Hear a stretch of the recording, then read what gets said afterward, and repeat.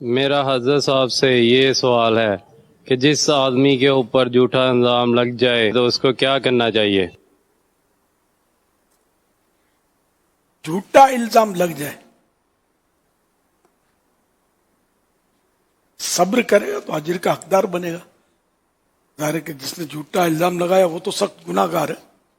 جس پر لگا وہ ظاہر رنجیدہ ہے، غمزدہ ہے، اور اس کی بدنامی بھی وہ اس کو محسوس کرتا ہے. ایسے میں یہ کہ صبر کرے، صبر کریں گے تو انشاءاللہ اس کا اجر ملے گا.